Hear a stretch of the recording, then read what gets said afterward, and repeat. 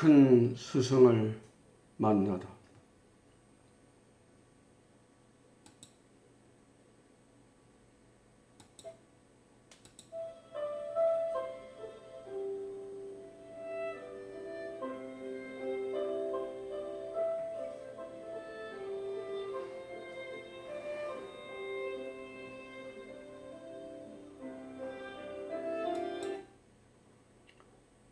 경주 설시족보에 따르면 설총은 무열왕 2년 655년 무렵에 서라벌의 요석궁에서 태어났습니다. 경도왕 2년 743년에 민족의 선구자로서의 삶을 마감했으니 향년 88세를 누리셨습니다. 어려서부터 재기가 총명해서 남달랐고 자라면서 여러 가지 경서를 널리 섭렵했습니다. 신라 말은 있지만은 이를 적을 글자가 없음을 안타깝게 생각했습니다. 통일 신라가 되면서 그동안 고구려와 백제 등에서 쓰이던 이들을 서랍을 중심으로 동아리했습니다. 표준화했습니다. 반절씩 한자를 활용을 해서 신라의 말을 적을 수 있도록 길라잡이를 해준 스승이 있었으니 온양방시 방지였습니다.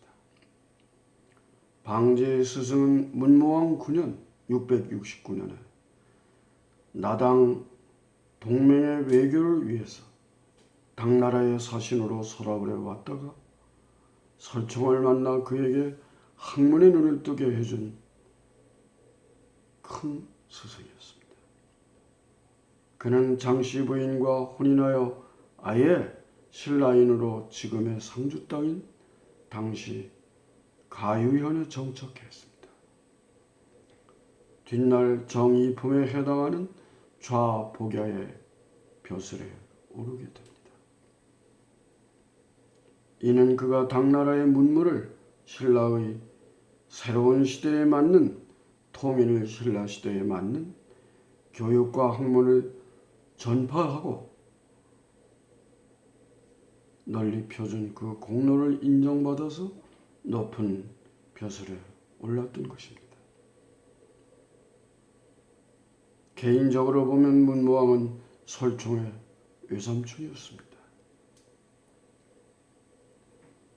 누이 동생이었던 요석이 홀로 설총을 키우면서 나라의 큰 제목을 키우려는 그의 뜻을 잘 알고 있었습니다. 송악가루 날리는 윤사월, 임금은 나랏일을 뒤로하고 누이 동생 요석 모자를 불러서 함께 차와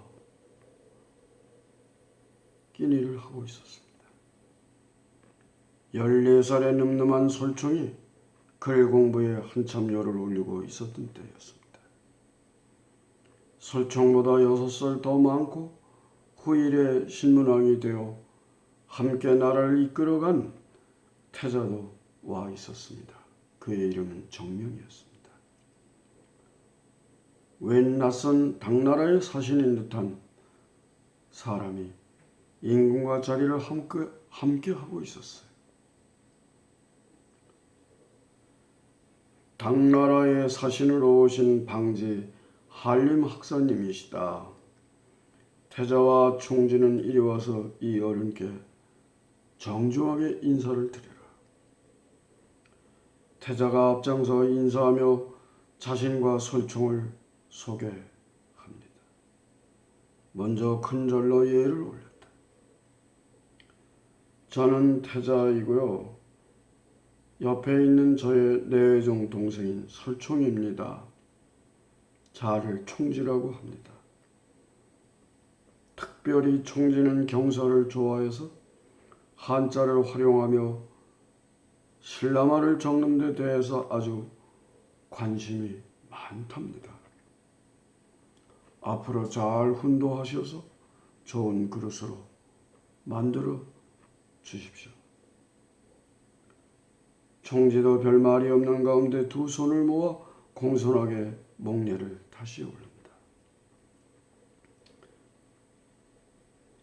총지라고 올해 몇 살인가? 예, 14살입니다. 원효 대사가 아버지라고 들었다. 대사가 군사자문을 하던 그 시절에 신라군을 구했던 소정방 장군의 암호인 화독, 화란에 대하여 반절씩 풀이를 할 수 있겠나? 총지는 머뭇거리다가 종이에 글자를 적어 풀이를 하기 시작한다. 아는 대로 말씀드리겠습니다. 모자란 점을 깨우쳐 주십시오. 화독에서 독을 중심으로 송아지 독이니 송아지에서 소를 다시 독에서 끝소리인 기역을 합하여 빠를 속자를 적은 것으로 보입니다. 화란에서는 화의 소리를, 난에서는 니은을 합하여 돌아갈 환자를 적은 것입니다. 이를 합하면 석환이라. 그러니까 빨리 돌아가려는 암호였던 것으로 보입니다. 방지는 고개를 갸우뚱거리며 다시 되묻는다. 그럼 앞뒤에 같은 그림 화인데 앞뒤의 반절식 활용법이 서로 다른 이유는 무엇인가? 그 점에 대해서는 정확하게 알 수 없습니다. 제 생각인데요. 만약을 몰라 적군이 반절식 암호풀이를 할지도 모른다는 그 염려에 의해서 앞뒤에 반절식 글자를 다르게 볼 수 있도록 그렇게 한 것이 아닐까 싶습니다.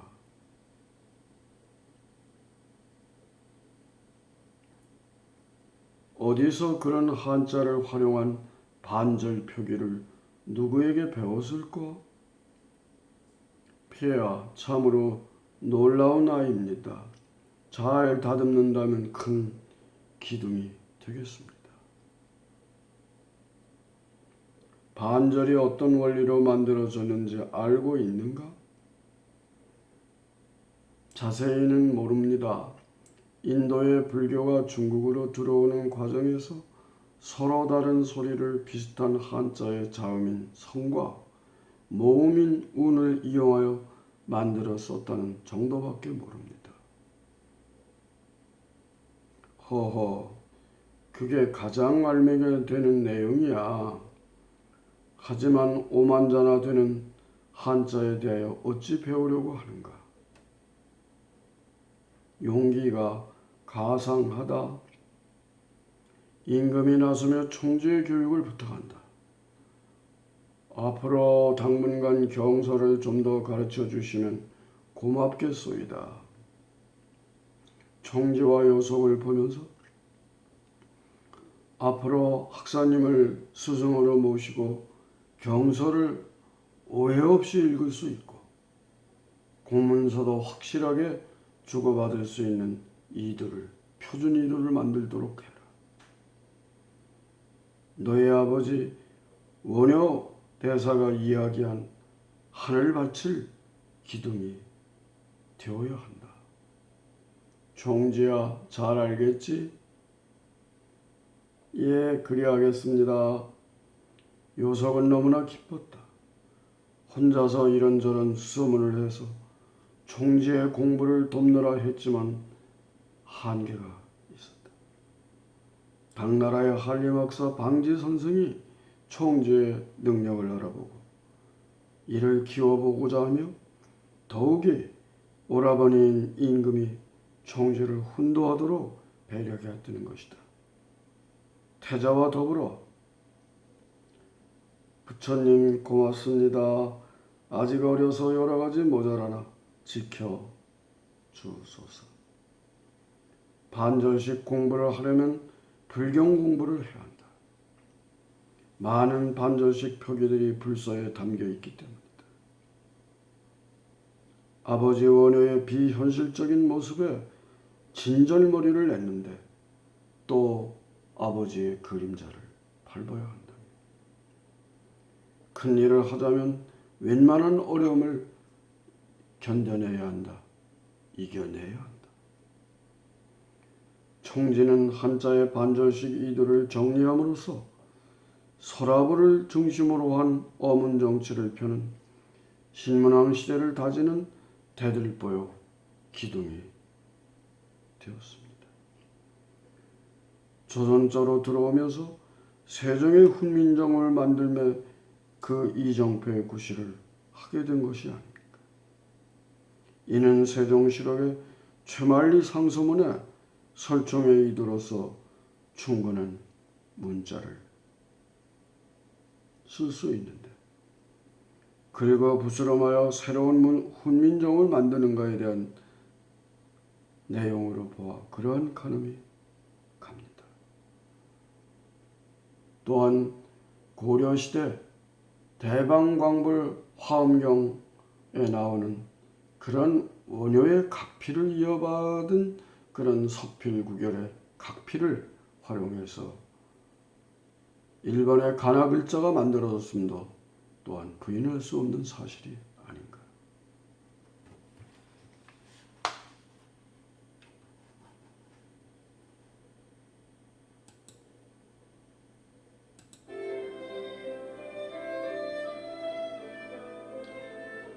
제 몸에 어울리는 옷을 입어야 소리가 다르더라도 우리의 말을, 우리의 글을